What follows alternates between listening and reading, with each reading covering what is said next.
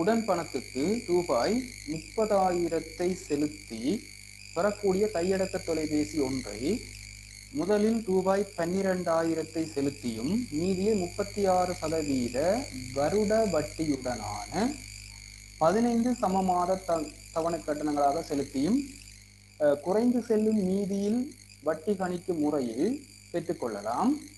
ஒரு மாத தவணை கட்டணத்தை காண்க. இது சதவீதம் எனும் பாடத்தில் நீங்கள் படித்திருப்பீர்கள். குறைந்து செல்லும் மீதிக்கு வட்டி கணிக்கும் முறை. அதில் இங்கு எங்களுக்கு வருட வட்டி வீதம் தரப்பட்டு தவணை கட்டணம் கேட்கப்பட்டிருக்கின்றது. அதில் 2 வகையான வினாக்கள் தான் அமையலாம். வருட வட்டி வீதம் தரப்பட்டு தவணை கட்டணம் கேட்கப்படலாம், அல்லது தவணை கட்டணத்தை தந்த பிறகு வருட வட்டி வீதம் யாதென கேட்கப்படலாம். இங்கு வருட வட்டி வீதம் தந்து தவணை கட்டணம் கேட்கப்பட்டிருக்கின்றது. இதை செய்வதற்காக நாங்கள் முதலாவது எஞ்சிய கடன் பணம் எவ்வளவு என நாங்கள் கண்டுபிடிப்போம். அப்ப இதில் எஞ்சிய கடன் பணம்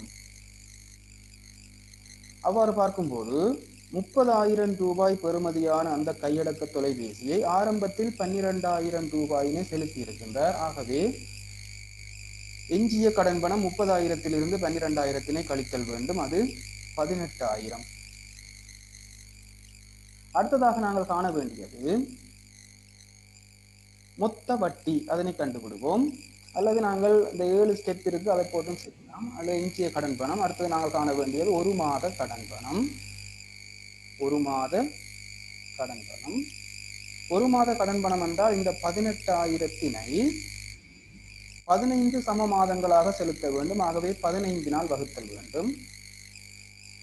எனவே இதில் 18க்குள் 15 ஒரு முறை, மிகுதி 3, ஆகவே 30க்குள் 15 2 முறை, ஆகவே 1,200 ரூபாய் ஒரு மாத கடன் பணமாக இருக்கும்.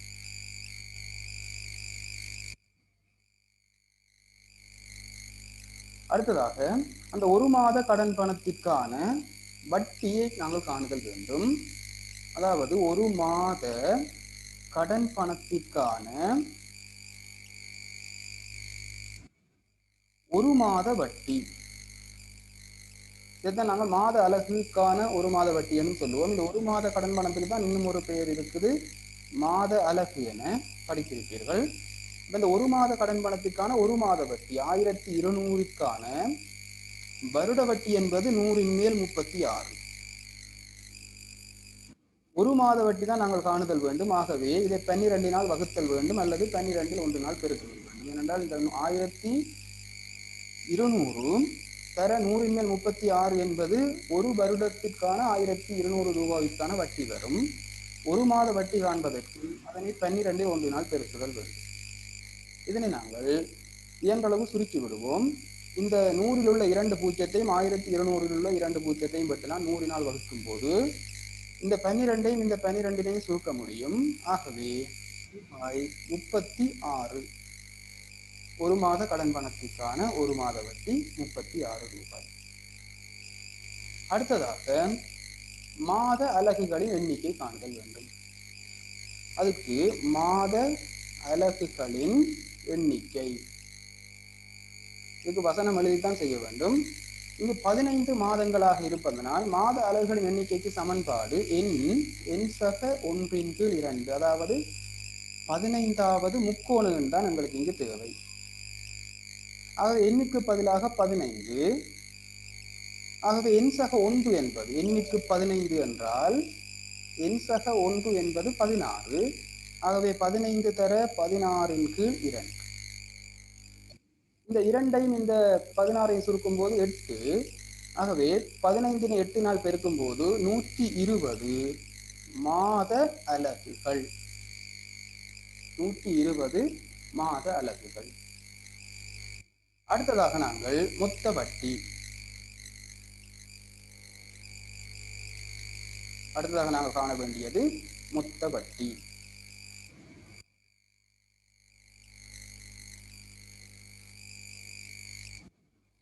மொத்த வட்டி என்பது ஒரு மாத கடன் பணத்திற்கான வட்டி 36 ரூபாய். இங்கு மாத அலகுகளின் எண்ணிக்கை கண்டிருக்கின்றோம் 120. ஆகவே 36னை 120 பெருக்குதல் வேண்டும். ஆகவே இதுல பூஜ்ஜியம், இந்த 120 உள்ள பூஜ்ஜியத்தினை விட்டு 16 72, 13 36 7 43. ஆகவே 4320 ரூபாய் மொத்த வட்டி. அடுத்ததாக நாங்கள் காண வேண்டியது செலுத்த வேண்டிய மொத்த பணம். செலுத்த வேண்டிய மொத்த பணம் என்பது மொத்த வட்டி 4320 ரூபாவுடன் ஆரம்பத்தில் எஞ்சிய கடன் பணம் இந்த 18,000 ரூபாவை நாங்கள் செலுத்த வேண்டும். ஆகவே செலுத்த வேண்டிய மொத்த பணம் 18,000-உடன் இந்த 4320 கூட்டுதல் வேண்டும். ஆகவே இது 22,320 ரூபாய்கள் இன்னும் செலுத்தப்பட வேண்டும்.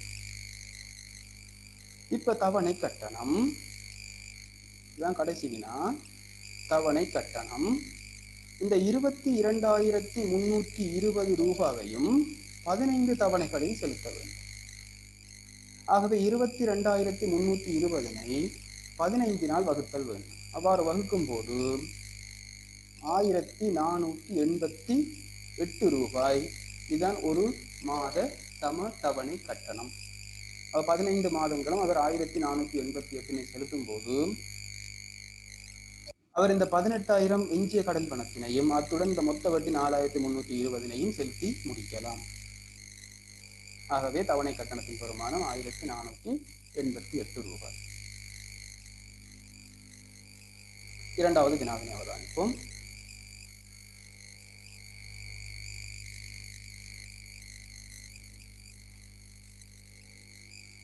இது y= 1 - 2x வர்க்கம். இது ஒரு இரு படிக்கோவை. இதற்கான வரைவு பரவளைகளாக வரும் என்ற சார்பின் வரைவை வரைவதற்கு பூரணமற்ற அட்டவணை ஒன்று கீழே தரப்பட்டுள்ளது. இதில் ஒரே ஒரு இடைவெளி தான் தரப்பட்டிருக்கின்றது. அதாவது x = 1 உள்ள போது y-யின் பெறுமானம் தரப்படவில்லை. அதைத்தான் நாங்கள் காண வேண்டும். இப்பொழுது இதே சமன்பாட்டில் y = 1 - 2x வர்க்கம் என்ற சமன்பாட்டில் x = 1 உள்ள போது y-யின் பெறுமானத்தை காணுதல் வேண்டும்.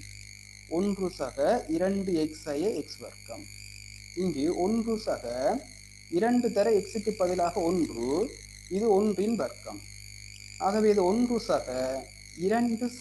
1-இன் வர்க்கம் 1 தான். இந்த 1 இந்த 1 கழிபடும். ஆகவே விடை 2. ஆகவே x = 1 உள்ள போது y-யின் பெறுமானம் 2. முதலாவது கேள்விக்கான விடை. அதற்கு ஒரு புள்ளிகள் எங்களுக்கு கிடைக்கும். அடுத்தது ஒரு பொருத்தமான அளவிடையை எடுத்து மேலே தரப்பட்ட வரைவை உமது வரைவு தாளில் வரைக. நீங்க வரைவு தாளில் வரைந்திருப்பீர்கள். இங்கே பார்த்துக் கொள்வோம். அப்ப இதுல x = 1 உள்ள போது y-யின் பெறுமானம் 2.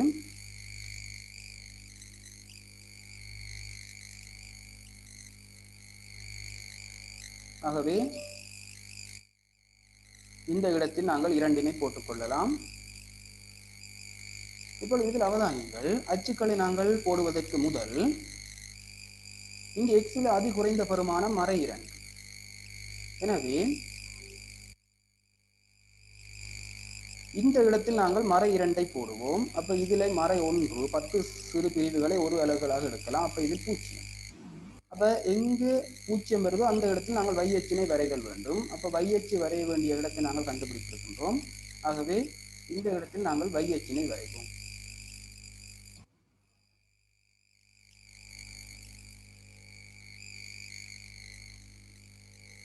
ஆகவே இதில் நாங்கள் இவ்வாறு ஒரு y அச்சினை வரைந்து கொள்வோம்.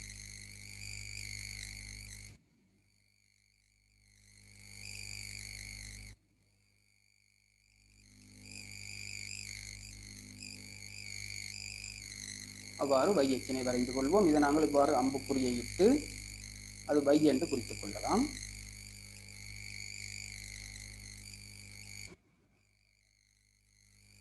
அடுத்ததாக x-ல் y-ல் அதி கூடிய பெறுமானம் 2, அதி குறைந்த பெறுமானம் -7.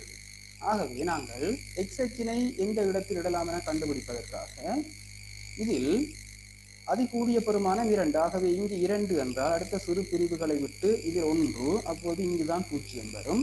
ஆகவே எக்ஸ் அச்சினை நாங்கள் அந்த இடத்தில போட்டுக்கொள்ளலாம். ஆகவே எக்ஸ் அச்சு இந்த இடத்தில் வரைந்து கொள்ள வேண்டும். அதில் அவ்வாறு அம்புக்குறியை இட்டு அதை எக்ஸ் என போட்டுக்கொள்வோம்.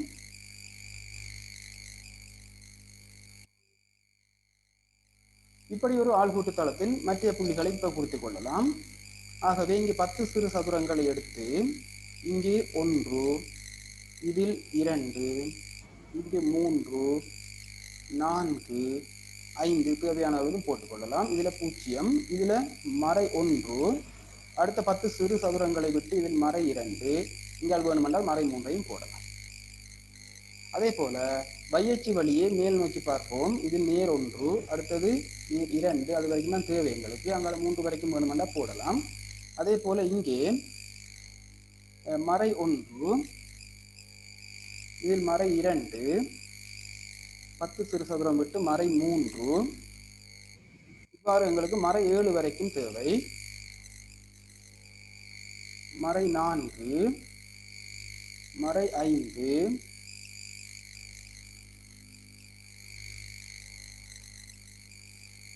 அடுத்த மறை 6, மறை 7 கீழே வருகின்றது. ஆக இங்கே காண வருகிறது மறை 7.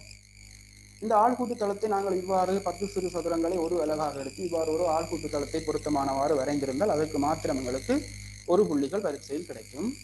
இப்பொழுது இந்த புள்ளிகளை நாங்கள் இந்த வரிசைப்பட்ட சோடிகளை இந்த ஆள்கூட்டு தளத்தில் குறித்துக் கொள்வோம். முதலாவது மறை 2, 7. ஆகவே மறை 2க்கு நேராக மறை 2, மறை 7. இந்த மறை 7க்கு நேராக நாங்கள் ஒரு புள்ளியை போடுதல் வேண்டும். எனவே இங்க மறை 2 எக்ஸ் அச்சில மறை 2க்கு நேராக y அச்சில 7க்கு நேராக இதில் ஒரு புள்ளியை போட்டு நாங்கள் வட்டம் ஒன்று போட்டுக்கொள்வோம். ஆகவே புள்ளி இதை குறித்து இது மறை 2, மறை 7. அடுத்தது மறை 1,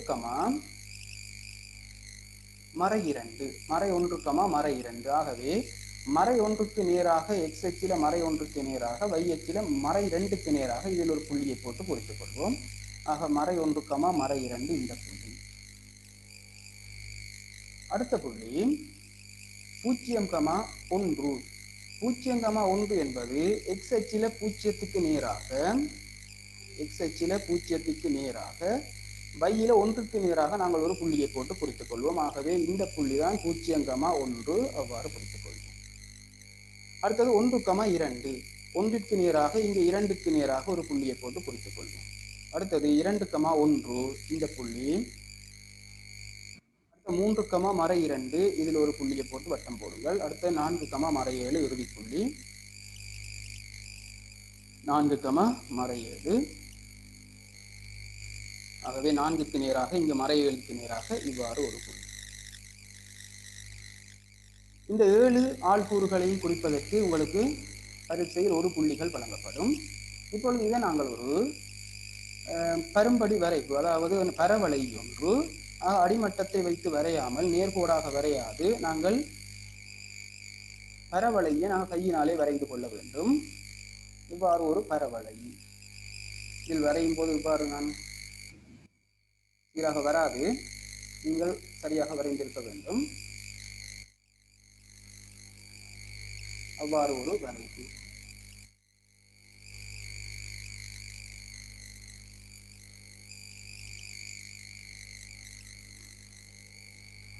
ஒரு பரவளை இந்த ஷேப்பில் வரும். நீங்கள் சரியாக வரைந்து கொள்ளுங்கள் பிள்ளைகள். நான் இது வேணுமென்றால் உங்களுக்கு எக்ஸெல்ல வரைந்து காட்டுவேன். எக்ஸெல்ல வரைந்தால் எங்களுக்கு சீரான ஒரு வரைப்பு கிடைக்கும்.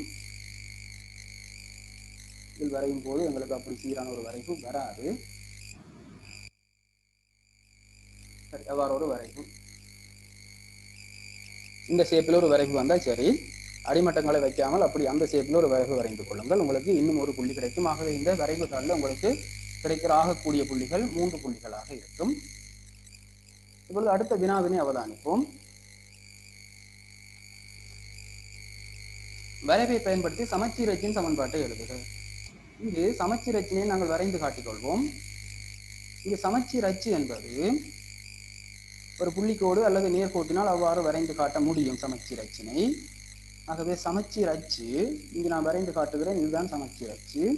அவ்வாறு நீங்களும் ஒரு வரைவில் ஒரு நேர்கோடு அவ்வாறு போட்டு அந்த சமச்சீர் அச்சு எக்ஸ் அச்சினை வெட்டும் புள்ளி, இந்த சமச்சீர் அச்சு எக்ஸ் அச்சினை வெட்டும் புள்ளி இந்த 1. ஆகவே சமச்சீர் அச்சின் சமன்பாடு எக்ஸ் சமன் 1. ஆகவே சமச்சீர் அச்சின் சமன்பாடு எக்ஸ் சமன் 1. வரைவில் எப்படி குறித்தாலும் உங்களுக்கு சமச்சீர் அச்சின் சமன்பாட்டுக்கு புள்ளி கிடைக்கும்.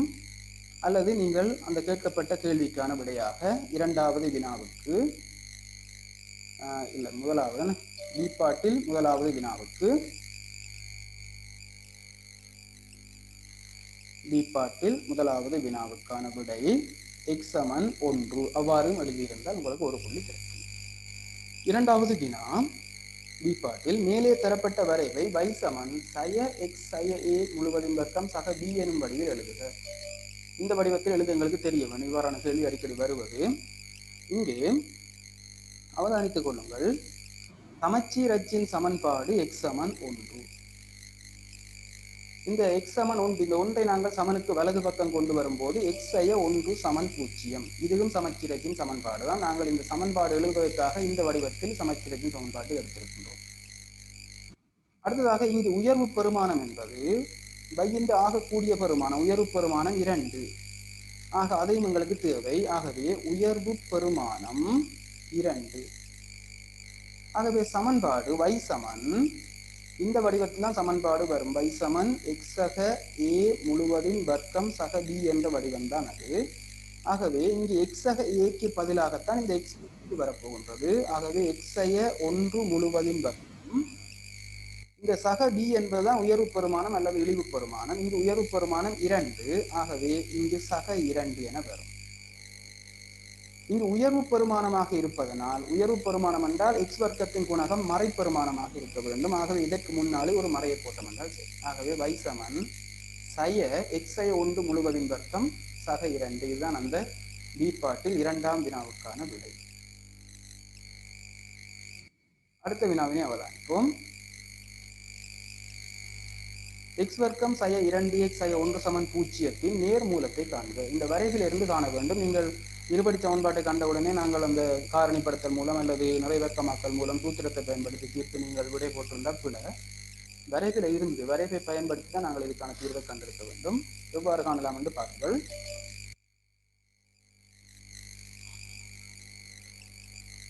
நாங்கள் வரைந்திருக்கிற வரைவு y சமன் 1 சக 2x சய x வர்க்கம். இதான் நாங்கள் வரைந்திருக்கிற வரைவிற்கான சார்பு. இதை 1 2 போட்டுக்கொள்வோம். நாங்கள் தீர்க்க வேண்டிய சமன்பாடு 0 சமன் எக்ஸ் வர்க்கம் சய 2x சய 1. இது 2 என்று போட்டுக்கொள்வோம். இப்பொழுது இந்த இரண்டு சமன்பாடுகளிலும் இந்த எக்ஸ் வர்க்கத்தினை நாங்கள் நீக்க வேண்டும். இந்த எக்ஸ் வர்க்கத்தினை நீக்குதல் வேண்டும். இந்த எக்ஸ் வர்க்கத்தை நாங்கள் எவ்வாறு நீக்கலாம் என்றால், இங்கு சய எக்ஸ் வர்க்கம், இங்கு சக எக்ஸ் வர்க்கம் இருப்பதனால் முதலாவது சமன்பாட்டில் சய எக்ஸ் வர்க்கமும் இரண்டாம் சமன்பாட்டில் சக எக்ஸ் வர்க்கமும் இருப்பதனால் அந்த எக்ஸ் வர்க்கத்தை நீக்குவதற்காக வேறுபட்ட குறிகள் என்றபடினா கூட்டுதல் வேண்டும். முதலாம் சமன்பாட்டையும் இரண்டாம் சமன்பாட்டையும் கூட்டுவோம். வையுடன் 0 கூட்டும் போது y. இங்கு அவதானிங்கள், சய எக்ஸ் வர்க்கத்துடன் சக எக்ஸ் வர்க்கம் கூட்டும் போது கழிபட்டு 0 வரும். சக 2x சய 2x கூட்டப்படும் போதும் கழிபட்டு 0 வரும். சக 1 சய 1 கூட்டப்படும் போதும் கழிபட்டு 0 வரும். ஆகவே விடையாக y சமன் 0. இந்த y சமன் 0 என்றது இந்த கோடு, அதாவது எக்ஸ் எச் y எச்சை 0 வெட்டி கொண்டு செல்லுற எக்ஸ் எச்சுக்கு சமாந்தரமான கோடு, அது எக்ஸ் எச்சே தான். அப்ப எங்களுக்கு என்ன விட வந்திருக்குதுண்டா, நீங்கள் வரைந்த வரைவும், நீங்கள் வரைந்த இந்த வளைவியும் எக்ஸ் எச்சும் y சமன் 0 என்பது எக்ஸ் எச், எக்ஸ் எச்சும் பெற்ற புள்ளிகள் தான் எங்களுக்கான தீர்வுகள். இது ஒரு இருபடி சமன்பாடாக இருப்பதனால் எங்களுக்கு 2 தீர்வுகள் வரும். ஆனால் எங்களை கேட்டது நேர் மூலத்தை மாத்திரம் காணவில்லை. மூலம் என்பது தீர்வு, நேர் மூலத்தை மாத்திரம் காணவில்லை. இதுல எக்ஸ் எச்சை 2 புள்ளிகள்ல வெட்டுது. ஒன்று இந்த புள்ளி, இது மறை மூலம், எக்ஸுக்கு மறை பெருமானம் தான் வரும், இது மறை மூலம். இதுதான் எக்ஸ் எச்சுக்கு நேர் பெருமானம் வரும். ஆகவே இதுதான் நேர் மூலம். ஆக எக்ஸின் நேர் மூலம் இங்கே போட்டு, ஆகவே எக்ஸின் நேர் மூலம் அல்லது நேர் தீர்வு என்று போடலாம். நேர் மூலம் இது எத்தனை வருகுது என்று பாருங்கள்.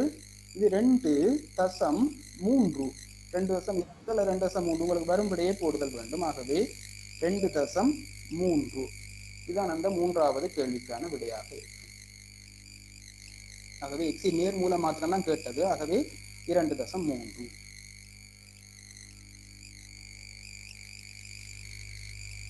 இப்பொழுது மூன்றாவது வினாவினை அவதானிப்போம்.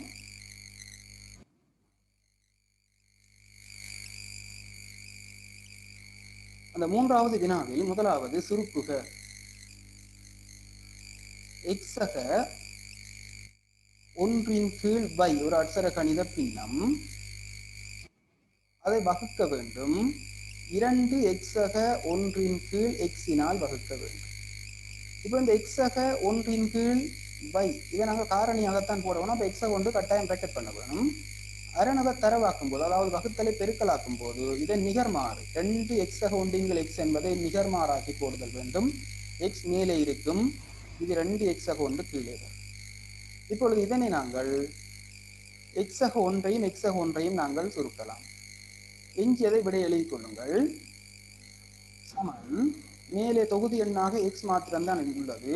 ஆகவே எக்ஸின் கீழ் 2 வையை பெருக்கும் போது 2y, எக்ஸின் கீழ் 2y, இதுதான் அந்த கோவையை சுருக்கும் போது கிடைக்கிறது.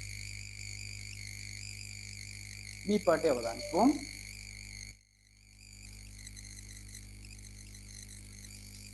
பி பாட்டை அவதானிங்கள்.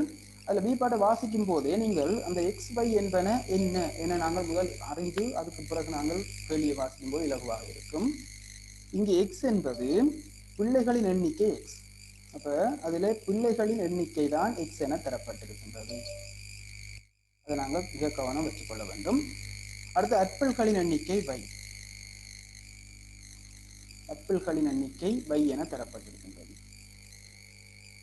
எனவும் கொண்டு x, y-ல் ஓர் ஒருங்கமை சமன்பாட்டு சோடிகளை உருவாக்கி அதனை தீர்ப்பதன் மூலம் பிள்ளைகளின் எண்ணிக்கை, ஆப்பிள்களின் எண்ணிக்கை என்பவற்றை காண்க. இந்த முதலாவது நாங்கள் பார்ப்போம். முதலாவது கூற்று, ஒரு சிறுவர் குழுவிடம் சில ஆப்பிள்கள் வழங்கப்பட்டுள்ளது. ஒரு ஆப்பிளை 4 சம துண்டுகளாக வெட்டி ஒரு துண்டை ஒரு பிள்ளைக்கு கொடுக்கும் போது 3 துண்டுகள் எஞ்சியது. கவனிக்கிறோம். சமன்பாட்டை எழுதிக் கொள்வோம்.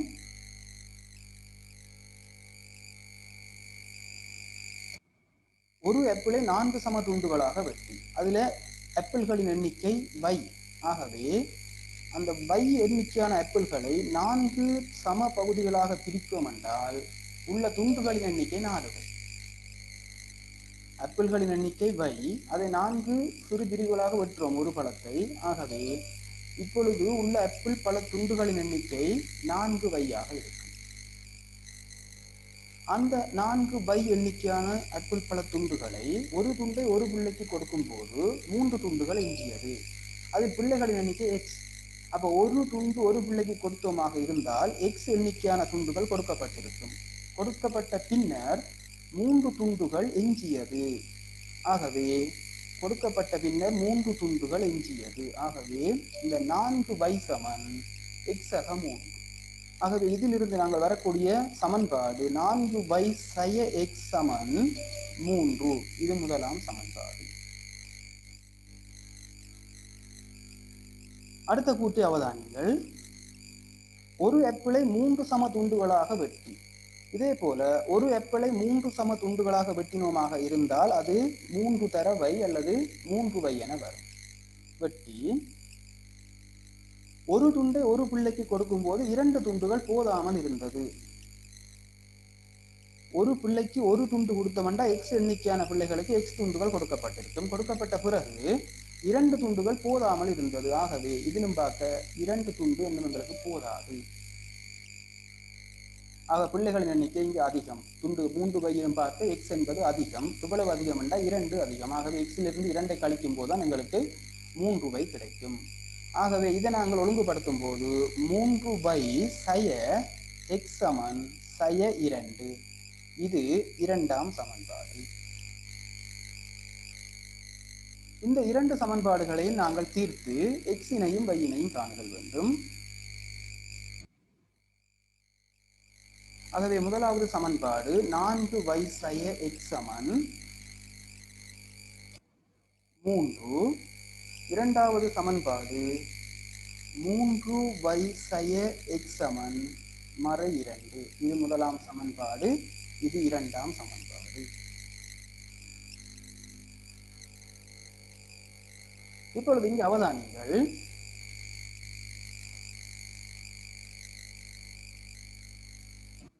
இங்கேயும் சய x இருக்கின்றது, இங்கும் சய x இருக்கின்றது, ஒரே குறி. ஆகவே இந்த எக்ஸை நாங்கள் நீக்குவது இலகுவானது. ஆகவே எக்ஸை நீக்குவதற்காக முதலாவது சமன்பாட்டில் இருந்து இரண்டாவது சமன்பாட்டை கழிக்க வேண்டும். ஆகவே 4yயிலிருந்து 3y கழிக்கும் போது y எக்ஸ் கழிபட்டு போயிடும், அதை போடவே தேவையில்லை. இங்க 3ல இருந்து கழிக்க வேணும் மறை 2. ஆகவே y சமன் இது 3 சக 2 என்ற வந்து y சமன் 5. இப்பொழுது பிரதியிடல் மூலம் நாங்கள் எக்ஸினை காண்போம். பிரதியிடல் மூலம் எக்ஸினை காண்போம். அதில்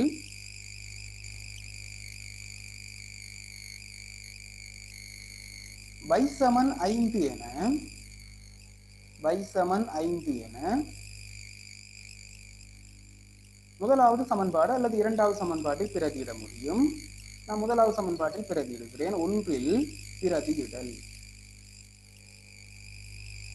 எனவே 4y சய x சமன் 3 இதான் முதலாம் சமன்பாடு. ஆகவே இதில் 4 தர 5 சய x சமன் 3.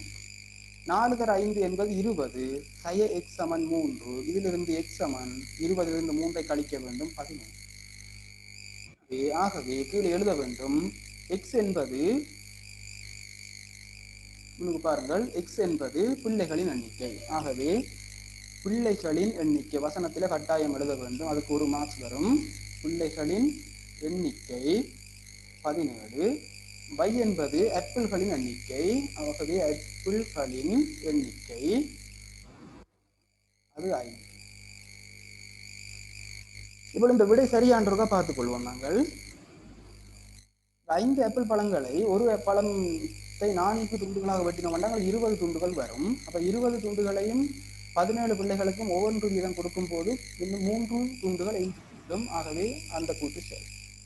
அது இரண்டாவது கூட்டு, 5 பழங்களையும் 3 துண்டுகளாக வெட்டும் போது, ஒரு பழத்தை 3 துண்டுகளாக வெட்டும் போது 5 பழங்களிலும் எங்களுக்கு 15 துண்டுகள் கிடைக்கும். அந்த 15 துண்டுகளை ஒரு பிள்ளைக்கு 1 வீதம் கொடுக்கும் போது 17 பிள்ளைகள் இருக்கிறார்கள், இன்னும் 2 துண்டுகள் தேவைப்படும். ஆகவே அந்த இரண்டாவது கூட்டும் சரி. ஆகவே பிள்ளைகளின் எண்ணிக்கை 17, ஆப்பிள்களின் எண்ணிக்கை 5.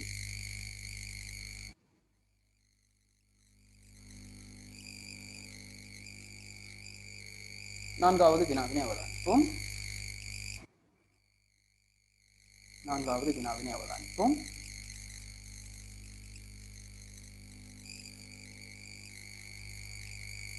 அதில் ஏபிசிடி எனும் சரிவக உலோகத்தகடு ஒன்றில் படத்தில் காட்டப்பட்டுள்ளது. இங்கு காட்டப்பட்டிருக்கிறது ஒரு சரிவக உலோகத்தகடு. விளங்குது ஏபியும் டிசியும் சமாந்தரம். ஏடியின் நீளம் x மீட்டர் எனின், அதனை நாங்கள் அதே படத்தை குறித்துக் கொள்ளும். இந்த படத்தை நீங்கள் திருப்பியும் விடைத்தாளில் வரைந்து கொள்ளுதல் வேண்டும். அப்ப ஏடியின் நீளம் x என்றால் இங்கு தரப்பட்டதின்படி இது ரெண்டும் சமன் என தரப்பட்டிருக்கின்றது. ஆகவே பிடி என்பது x என வரும். ஆகவே டிசி என்பது x என வரும். உங்களுக்கு கேட்டது டிசியின் நீளத்தை எக்ஸின் சார்பில் எழுதுக. டிசி சமன் x. முதலாவது கேள்விக்கான விடை. முதலாவது கேள்விக்கு நாங்கள் நேரடியாகவே விடை எழுத வேண்டும். டிசி சமன் x, அவ்வளவுதான். இரண்டாவது கேள்விக்கு டிசியின் நீளமானது ஏடியின் நீளத்தின் 2 மடங்கிலும் 2 மீட்டரினால் கூடியது. இந்த டிசியின் நீளமானது, டிசி என்பது இவ்வளவும், அந்த நீளம் ஏடியின் நீளத்தின் 2 மடங்கிலும், ஏடி என்பது x. ஆகவே ஏடியின் நீளத்தின் 2 மடங்கிலும், ஆகவே 2x-இலும் 2 மீட்டரினால் கூடியது. ஆகவே 2x ஆக 2. ஆகவே டிசி என்பது 2x ஆக 2.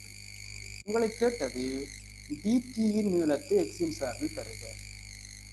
இந்த டிடி என்பது அவதானியங்கள், இந்த டிடியுடன் எக்ஸினை கூட்டும் போதுதான் எங்களுக்கு 2x ஆக 2 வரும். ஆகவே 2x-2 எக்ஸை கழிக்க வேண்டும். dt காண்பதென்றால் 2x-2 எக்ஸினை கழித்தல் வேண்டும். ஆகவே dtக்கு dt சமன் 2x-2 எக்ஸினை கழிப்போம். ஆகவே இது x-2. ஆகவே dt என்பது x-2. இந்த படத்தில் அவளை குறித்து வைத்துக் கொள்வது நல்ல புறங்களுக்கு. இப்பொழுது உங்களுக்கு கேட்டது ABCD எனும் தகட்டில் இருந்து BTC எனும் செங்கோண முக்கோண பகுதி வெட்டி நீக்கப்பட்ட பின் இந்த செங்கோண முக்கோண பகுதி வெட்டி நீக்கப்பட்டிருக்கலாம். ஆகவே இந்த பகுதி வெட்டி நீக்கப்பட்டிருக்குது. நீக்கப்பட்ட எஞ்சி உள்ளது ABTD என்ற செவ்வகம் தான் எஞ்சி இருக்கும். எஞ்சிய பகுதியின் பரப்பளவு எக்ஸில் ஒரு கோவையாக எடுத்து என்றால் இந்த செவ்வகத்தின் நீளம் x-2 அகலம் x. ஆகவே நீளம் தர அகலம் தான் செவ்வகத்தின் பரப்பளவு. ஆகவே அந்த செவ்வகத்தின் பரப்பளவுக்கான கோவை மூன்றாவது வினாவுக்கானது. செவ்வகத்தின் பரப்பளவுக்கான கோவை ABTD என்ற செவ்வகம் அது நீளம் x-2 அகலம் x. இப்போது அடைப்பு நீக்கினோமாக இருந்தால் x வர்க்கம் சக 2x. இந்த x-னால் x-ஐ பெருக்க வேண்டும், x-னால் 2-னை பெருக்க வேண்டும். ஆகவே இதுதான் அந்த செவ்வகத்தின் பரப்பளவுக்கான கோவை. இப்ப அடுத்த கேட்டது எஞ்சிய பகுதியின் பரப்பளவு 5 மீட்டர் வர்க்கம். எஞ்சிய பகுதி என்றா பாருங்கோ, இந்த செவ்வகத்தின் பரப்பளவு 5 மீட்டர் வர்க்கம் என்றா x சமன் sin1 ± வர்க்கம் மூலம் 6 என காட்டுக. இருபடி சமன்பாடு தீர்க்க வேண்டும், கவனிப்போம். ஆகவே நாலாவது வினாவுக்கு இந்த x வர்க்கம் சக 2x சமன் 5 என தரப்பட்டிருக்கின்றது. அப்போது இதை நாங்கள் தீர்க்க வேண்டும். இருபடி சமன்பாடு நிறைவர்க்கமாக்கல் அல்லது சூத்திரத்தை பயன்படுத்தலாம். நான் நிறைவர்க்கமாக்கல் மூலம் செய்கிறேன். அப்ப இதில் x வர்க்கம் சக 2x சமன் 5. இங்கு x-இன் குணகம் 2, 2-ன் அரைவாசி 1. அந்த 1-ன் வர்க்கத்தை தான் நாங்கள் கூட்ட வேணும். ஆகவே 1-ன் வர்க்கம் 1. ஆகவே இங்கு 1 கூட்ட வேண்டும், இங்காலும் 1 கூட்ட வேண்டும். இப்ப இதை நாங்கள் நிறைவர்க்கமாக எழுதும் போது x சக 1 முழுவதின் வர்க்கம் சமன் இங்கால 6 என்று வரும். இப்பொழுது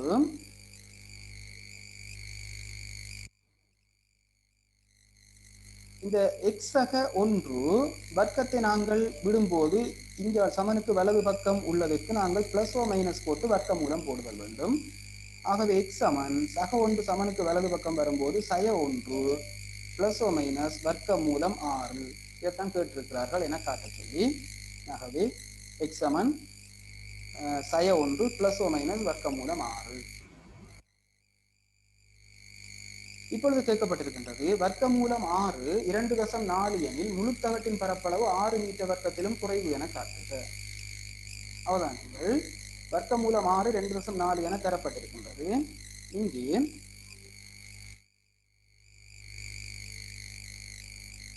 இங்கே கவனிங்க பிள்ளைகள், இதில் 2 தீர்வுகள் இருக்கின்றது. ஒன்று x சமன் சய 1 சக வர்க்க மூலம் 6. அடுத்த தீர்வு x சமன் சய 1 சய வர்க்க மூலம் 6. இந்த x-இன் பெருமானம் சய 1 சய வர்க்க மூலம் 6 என்பது பொருந்தாத ஒரு பெருமானம். ஏனென்றால் இது மறைப்பெருமானமாக இருக்கும். இது பூஜ்ஜியத்திலும் பார்க்க சிறிய பெருமானம். ஆகவே இது பொருந்தாது. ஏன்னா x என்பது அந்த செவ்வகத்தின் ஒரு பக்க நீளம். ஆகவே அது மறையில வரையலாது. ஆகவே இது பொருந்தாது. ஆகவே பொருந்தக்கூடிய பெருமானம் இதுதான். ஆகவே x சமன் சய 1 வர்க்க மூலம் 6-இன் பெருமானம் தரப்பட்டிருக்கின்றது 2.4. எனவே இங்கு 2.4. எனவே x-இன் பெருமானம் 1.4. எனவே x-இன் பெருமானம் 1.4 மீட்டர். இப்பொழுது உங்களுக்கு கேட்கப்பட்ட வினா முழுத்தகட்டின் பரப்பளவு 6 மீட்டர் வர்க்கத்திலும் பார்க்க குறைவு என்று காட்ட வேண்டும். ஆக முழுத்தகட்டின் பரப்பளவு காண்பதற்கு அவதானித்துக் கொள்ளுங்கள். இந்த செவ்வகத்தின் பரப்பளவு 5 மீட்டர் வர்க்கத்தோட இந்த முக்கோணின் பரப்பளவை கூட்டணும். BCT பரப்பளவை கூட்ட வேண்டும். முதல் நாங்கள் முக்கோணி BCT பரப்பளவை காணுவோம். ஆகவே முக்கோணி BCT பரப்பளவு அரை தர அடியும் எக்ஸ் செங்குத்துயரமும் எக்ஸ். ஆகவே இது அரை தர எக்ஸ் வர்க்கம். எனவே அரை தர எக்ஸுக்கு பதிலாக 1.4 அதின் வர்க்கம். எனவே இது அரை தர 1.4 வர்க்கம் 1.96. அதை சுருக்கும் போது 0.98 மீட்டர். 0.98 மீட்டர். இதான் அந்த பிசிடி பரப்பளவு. இப்பொழுது உங்களை கேட்டது முழுவதின் பரப்பளவு. ஆகவே முழுவதின் பரப்பளவு என்றது முழு உருவின் பரப்பளவு